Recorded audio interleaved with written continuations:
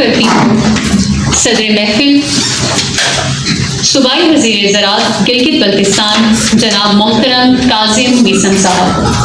آپ کی بھرپور تعلیم میں صدر محفل جناب کاظم میثم صاحب.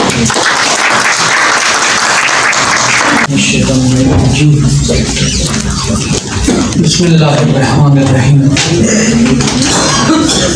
محترم جناب فاضل حمزہ شرکائے محفل، السلام علیکم ورحمۃ اللہ وبرکاتہ.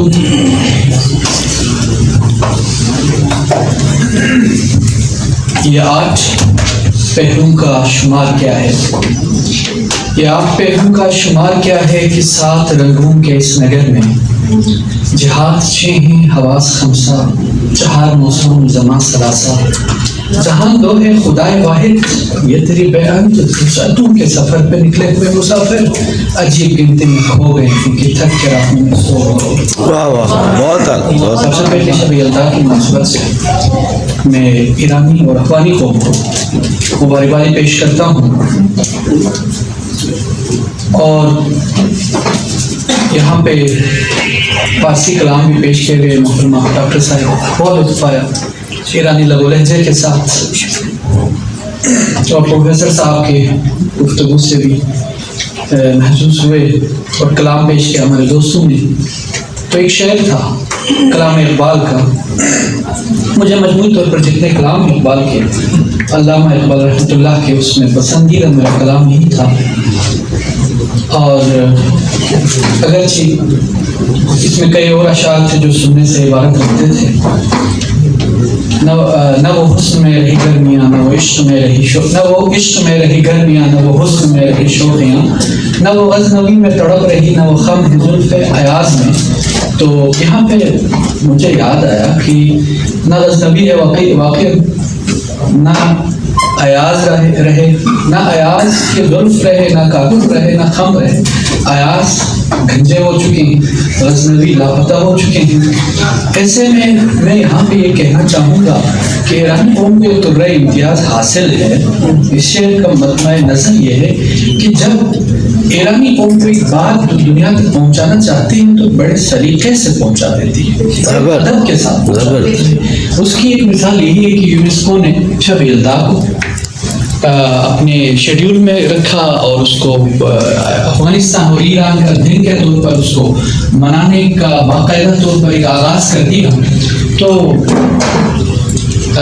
یعنی دوسرے الفاظ میں مثال دے سکتا ہوں کیونکہ میں خود گنجا ہوں، تو ان کی کمیونیکیشن اتنی اچھی ہوتی ہے کہ اگر یہ لوگ کمیونیکیٹ کریں اور کنونس کریں تو گنجا بھی کنگھی اٹھا کے ناخن کنگا کرنا شروع کر دیتا ہے، اگرچہ گنجا ہی کیوں نہ ہو. تو لیکن ایک چیز اس کی طرف ڈاکٹر صاحب نے بھی اشارہ کیا اور اشارتاً کہا کہ شاید گلگت بلتستان میں ہے. یعنی اسی سے ہم اندازہ کر سکتے ہیں کہ شب یلدا سے ملتا جلتا رسم جو ہے گلگت بلتستان میں صدیوں پہلے سے ہیں، اور پاکستانی قوم کو نہیں پتا کہ ہم شب یلدا کو شب یلدا کے عنوان سے نہیں بلکہ لوسر کے عنوان سے مناتے ہیں. گلگت بلتستان اور بلتستان بالخصوص بلتی زبان و ادب کے لحاظ سے میں اکثر کہا کرتا ہوں جب میں ایرانی دوستوں کے ساتھ یا دیگر زبان بولنے والوں کے ساتھ میں بیٹھتا ہوں، خدا عربی بولنے والوں کے ساتھ، جاننے والوں کے ساتھ، اردو زبان و ادب کے ماہرین کے ساتھ میں بیٹھتا ہوں، تو میں ایک چیلنج اکثر کیا کرتا ہوں، وہ یہ ہے کہ بلتی زبان میں جتنی فصاحت ہے، بلاغت ہے، جتنی چاشنی ہے وہ لے آئیں کوئی مقابلے میں.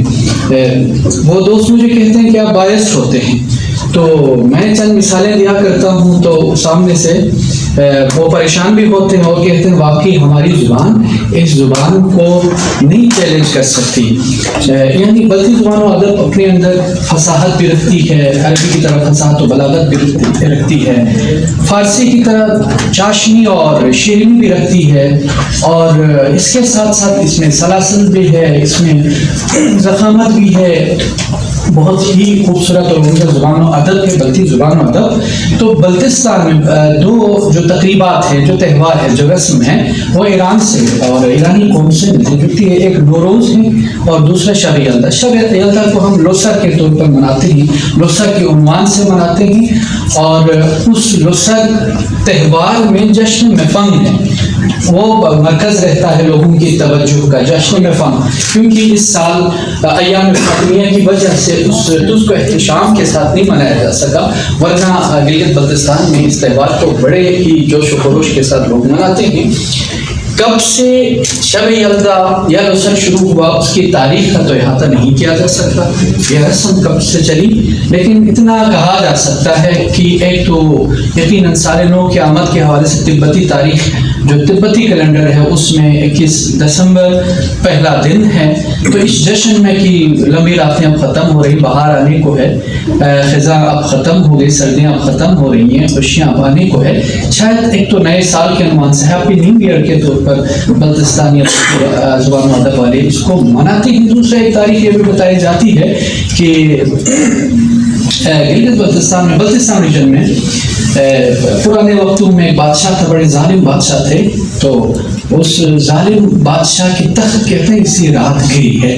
اور یہ بھی بہت ہی ایک خوبصورت واقعہ اس سے مربوط بھی ہیں.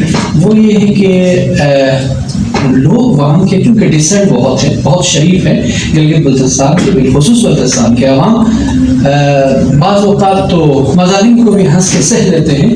سہتے سہتے جب وہاں کے عوام کے صبر کا پیمانہ لبریز ہوا تو اس بادشاہ کے خلاف اٹھ کھڑے ہو گئے اور اس بادشاہ کو قتل کر دیا، مار دیا، اور یوم نجات کے طور پر منایا گیا. اگلے سال ٹھیک 21 دسمبر کو، 20 دسمبر کی رات کو وہاں پہ کوئی روشنی بلند ہو گئی اس جگہ پہ جہاں بادشاہ کو مار دیا گیا تھا، قتل کر دیا گیا تھا. وہاں کوئی آگ بھڑکی تو اس کے ساتھ جب آگ بڑھتی تھی تو وہ آگ لپیٹ میں شعلے اپنی بہت سی جانوں کو اور بہت سارے جانوں کو لپیٹ میں لے لیتے تھے. وہ شعلے سال گزرنے کے بعد ایک خاتون نے ہمت کی اور مشعل لے کے اس آگ کی طرف وہ خاتون بڑھی تو وہ آگ اس کے بعد سے دوبارہ اس علاقے میں نہیں لگی. شاید یہ وہ صادق صدیقی نے جس طرح کہا تھا کہ مشعلیں لے کے تمہارے غم کی ہم اندھیروں میں چلا کرتے تھے.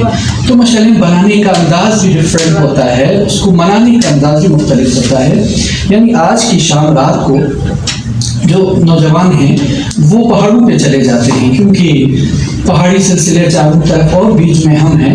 مثال گوہر نایاب، ہم پتھر میں رہتے ہیں تو وہ پہاڑوں پہ چلے جاتے ہیں، بیچ میں بلتستان ہے، وہاں سے سر شام مشعلیں روشن کرتے ہیں. بچے وہ مشعلیں، نوجوانان وہ مشعلیں وہاں سے روشن کرتے ہوئے، جیسا کہ آپ نے ویڈیو میں بھی دیکھی، لے کے واپس گھروں کو آ جاتے ہیں اور ہر گھر کی چھت پر چڑھ کر مشعلیں روشن کرتے ہیں، آگ بلند کرتے ہیں، روشن کرتے ہیں، اور ایک عجیب سا سما ہوتا ہے. اور وہاں سے جب واپس آ جاتے ہیں تو گھر میں طرح طرح کے پکوان کھانے اور اس کی سجاوٹ ہوتی ہے دسترخوان کی. تو پھر وہ واپس جب آ جاتے ہیں مشعل تو اپنے ہاتھوں میں مشعلیں لے کے گھر پہنچنے سے پہلے اس مشعل کو 3 سے 4 مرتبہ مختلف جگہوں پر مختلف انداز میں اس کو لہرا کے پھینک کے گھر میں آیا جاتا ہے. اور یہ وہاں کے لوگوں کے ذہنوں میں ہے کہ اس سے بلائیں دور ہو جاتی ہیں، اس سے برکتوں کا نزول ہو جاتا ہے، مسرتوں کا. تو آج بھی پورے پاکستان میں یہ رسم لوگوں کو اچھی طرح معلوم نہیں ہے اور بڑے اس کو احتشام کے ساتھ مناتے ہیں. اور دوسرا جس چیز کی طرف میں نے اشارہ کیا کہ بلاغت ماشاءاللہ سے بڑی زبردست ہے کمیونیکیشن ایرانیوں کی، وہ جشن نوروز ہے. جشن نوروز بھی بلتستان میں مناتے ہیں اور بڑے اس کو احتشام کے ساتھ ایک عرصے سے بلتی قوم مناتی آ رہی ہے. لوسر کب سے شروع ہوا، اس کا کیا تعلق ہے افغانستان اور ایران کی تہذیب و تمدن سے، اس کا نہیں کہا جا سکتا. البتہ اتنا ضرور ہے تبتی کیلنڈر کی وجہ سے، اور جب لوگ اس کو بھی ملانے کی کوشش کرتے ہیں زرتشت سے، کیونکہ گلگت بلتستان میں اور بلتستان میں زرتشت، بدھسٹ، بون مت جیسے مذاہب وہاں پہ رہے ہیں. تو تبت اور لداخ میں جہاں پر ہم تبت، لداخ اور بلتستان وہ ایک ہی تہذیب، ایک ہی زبان، ایک ہی ادب کے رکھوالے ہیں تو وہاں پر یہ رسم نہیں ہے، جشن میں فن نہیں ہے. یعنی اس سے کہا جا سکتا ہے کہ صرف بلتستان پر محیط ہے. اور جشن نوروز کی بات کریں تو پرانے وقتوں میں جیسا کہ ہمارے انجینئر صاحب نے اس کی طرف اشارہ کیا کہ مبلغین ایران سے آئے، سید علی حمدانی نے مشرف اسلام کیا، جیسے دیگر مبلغین بلتستان کی طرف تشریف لائے تو جشن نوروز بھی اپنے ساتھ لے کے آئے. فارسی زبان و ادب بھی ساتھ لے کے آئے. فارسی زبان و ادب البتہ اتنا تھا کہ بلتستان میں جتنے حکمران رہے ہیں ان حکمرانوں کی زبان جو ہے دفتری زبان فارسی رہی ہے، وہ صدیوں پر محیط رہی ہے، فارسی کا استعمال رہا ہے. اور ابھی میں ڈی سی صاحب کو کہہ رہا تھا کہ زبان یار من ترکی و من ترکی نامی دونوں. تو نوروز کو جب وہاں پہ منایا گیا، کب سے منایا گیا اتنا کہا جا سکتا ہے کہ ایرانی مبلغین اپنے ساتھ ایک ہے تو اتنی اچھی پریزنٹیشن تھی کہ ہم یعنی بلتستان والے اسے مذہبی عنوان سے مناتے تھے نوروز کو. اور ہمیں جو روایتیں پڑھائی گئی تو اتنی زبردست روایتیں تھیں، ابھی تحقیق کرنے کے پہ پتہ لگتا ہے کہ یہ ایران کی تہذیب و تمدن کا حصہ ہے، مسلک و مذہب سے کوئی تعلق نہیں ہے. جیسا کہ ہمیں جو بتایا گیا تھا کہ جشن نوروز کو یعنی نوروز کے دن ہی زمین بچھی گئی. حضرت نوح کے طوفان کو جو سراغ ملا، نوح طوفان کو کی کشتی کو، وہ اسی دن ہے، زمین اسی دن بچھائی گئی. حضرت آدم کو دنیا میں اسی دن بھیجے گئے وغیرہ وغیرہ وغیرہ. اور اس کے ساتھ ساتھ پھر دعاؤں کا مجموعہ ہوتا تھا، عبادات کا ایک طور طریقہ ہوتا تھا. وہ سارے ہمیں اس طرح سکھاتے تھے کہ ہم اسے مذہبی رسم کے طور پر مانتے آ رہے ہیں، لیکن یہ یقیناً ایک کلچر ہے، ایک ثقافت کا حصہ ہے. البتہ کیا 21 نوروز کو کوئی ایسا ایونٹ پیش آیا ہے یا نہیں آیا ہے، یہ توضیح طلب، تشریح طلب اور تحقیق طلب چیزیں ہیں. ممکنہ طور پر اس دن ایسے ایونٹس پیش آئے ہوں جس کی وجہ سے اسے مقدس سمجھا جانا جاتا ہو. اور تحول ایام کا ہم پہ اور آپ پہ کیا امپیکٹ اور اثر پڑتا ہے، اس سے شاید دور حاضر کا جو کی سائنس ہے وہ شاید اب تسلیم کرنے لگ جائے. اور میں تو مانتا ہوں کہ اس تحول ایام کا انسان پہ غیر معمولی اثر پڑتا ہے اور اس سے انکار ممکن نہیں ہے. تو میں ڈی جی صاحب سے گزارش بھی یہاں پہ یہ کرنا چاہوں گا کہ کیونکہ شب یلدا پورے پاکستان میں جہاں پہ کہیں اور نہیں ہے، صرف بلتستان ریجن میں ہے، تو ایسے تقریبات اور ایونٹس جوائنٹ ایونٹس اگر ہو جائیں، تقریبات ہو جائیں جو شب یلدا کو لسر سے ملا دیں یا جشن میں فن سے ملا دیں، تو ہم آہنگی کے ساتھ ایک اچھا پروگرام کریں تاکہ یہ لگ دنیا کو پتہ جائے کہ پاکستان میں بھی بلتستان، کیونکہ پاکستان کی باتیں کا جھومر ہے، وہاں پہ بھی بڑے خوبصورتی کے ساتھ اور اس کو احتشام کے ساتھ یہ دن منایا جاتا ہے. اور لوگ اب بھی چونکہ جیسا کہ عرض کیا کہ ایام فاطمیہ کی وجہ سے اس سال تھوڑی سی مانگ پڑ رہی ہے. جشن نوروز کا بھی ایشو ہوا تھا، کئی سال جشن نوروز ہم نہیں منا سکے، اس کی وجہ محرم میں آنے کی وجہ سے، کیونکہ محرم کے احترام کی وجہ سے اس کو بھی ڈیلے کر دیا گیا تھا. تو یہ وہ چیزیں ہیں مشترکہ جس کو مل کے منانے کی ضرورت ہے. اور کیونکہ اب دنیا گلوبل ولیج بن چکی ہے، وہ اپنی جگہ پہ کہ کتنی پولرائز سوسائٹی ہے وہ اپنی جگہ پہ کہ ہم قریب ہونے کے باوجود کتنے فاصلے آئے ہوئے ہیں، فاصلے ہمارے اپنے بنائے ہوئے فاصلے، خود ساختہ فاصلے، باہر سے لائے گئے فاصلے، وہ پیدا کیے گئے فاصلے، ایسے فاصلے جس کا شاید کہ بعض اوقات انسانیت سے بھی تعلق نہیں ہوتا، وہ اپنی جگہ پہ. لیکن اس وقت ضرورت اس چیز کی ہے کہ گلگت بلتستان بالخصوص میں سمجھتا ہوں کہ گلگت بلتستان کی نمائندگی مجھے کرنی ہے، کیوں تو پاکستان کی ڈائیورسٹیز بہت زیادہ ہیں. پاکستان مختلف تہذیبوں کا، تمدن کا مسکن ہے یہاں پہ. وہاں گلگت بلتستان بھی متعدد مسالک، متعدد تہذیبوں، تمدن اور زبان کا گہوارہ ہے. وہاں پہ زبان غلطی بولی جاتی ہے، شینا بولی جاتی ہے، وقی بولی جاتی ہے، بروشستی بولی جاتی ہے، پاک بولی جاتی ہے. 6-7 زبانیں تو آپ کے گلگت بلتستان میں ہیں. اور اسی طرح مختلف مسالک ہیں. یعنی تنوع اگر پاکستان میں دیکھنا ہے، کسی دنیا میں کسی ملک میں دیکھنا ہے تو وہ پاکستان ہے. اور پاکستان میں آپ نے تنوع میں جو خود حسن و خوبصورتی اور رہنائی دیکھنی ہے تو آپ گلگت بلتستان دیکھیں. میں اکثر کہا کرتا ہوں کہ آپ نے سمندر کے علاوہ، سمندر کے کنارے کے علاوہ اگر قدرتی مناظر پورے آفتاب کے ساتھ اور چوبن کے ساتھ کہیں دیکھنا ہے تو آپ بالکل بلتستان آئیں. آپ کو بہت وقت پہاڑ نظر آئیں گے, اور پہاڑ بھی وہ دنیا کے بلند ترین پہاڑ جو 8000 میٹر سے بلند ہے. 14 میں سے 5 تو میرے گلگت بلتستان میں. انڈس ریور جو آپ کے پاکستان کا سب سے بڑا دریا ہے, آدھا پاکستان کو میرے سیراب کرتا ہے, وہ انڈس ریور آپ کے گلگت بلتستان میں. دوسرا دنیا کا سب سے مرتفع جو ہے جو سائی کی صورت میں شکل میں گلگت بلتستان میں, جسے بحرگل بھی آپ کہہ سکتے ہیں, اوشن آف فلورز, ایک مغربی رائٹر نے یہ ٹائٹل دیا تھا. اس کے ساتھ دنیا کی دوسری بلند ترین ڈیزرٹ ہے, دنیا کا بلند ترین صحرا جو ہے کولڈ ڈیزرٹ ہے, وہ آپ گلگت بلتستان میں دیکھ سکتے ہیں. آبشار, درجنوں جھیل, درجنوں سبززار, مرغزار, ریگزار, یعنی قدرت کے تمام مناظر اور حسن و خوبصورتی کو بدل جائے عتم اگر آپ نے دیکھنا ہے. اور پھر روایات کے حوالے سے, تمدن اور تہذیب کے حوالے سے, آداب اور محبت امن کے حوالے سے, آج بھی آپ گلگت بلتستان میں دیکھیں کہ کتنے تھانے ہیں جس میں کتنے پرچے ہوئے ہیں. تو کرائم ریٹ جو میں فخر کے ساتھ کہہ سکتا ہوں گلگت بلتستان میں 0 ہے, 0 ہے. تو یعنی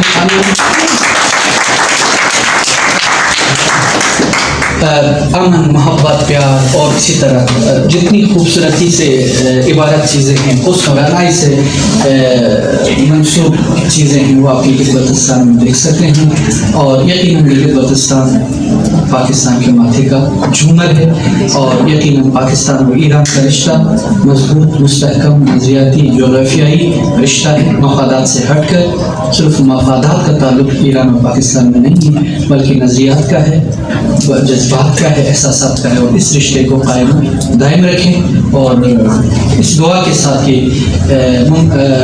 ملت اسلامیہ کو پروردگار وہ دن دکھا جب پوری دنیا میں ملت اسلامیہ جسد واحد کی طرح تھی اور پیش رفت کرتی تھی, آگے بڑھتی تھی, اور پوری دنیا ملت اسلامیہ کو دیکھتی تھی کہ کس طرح یہ ملت پروگریس کر رہی ہے. آج ہم تقسیم ہیں, آج ہم پریشانی کے شکار ہیں. تو انہیں لوگوں کے ساتھ آپ سب کی محبت, ابھی صاحب کی محبت, بہت شکریہ.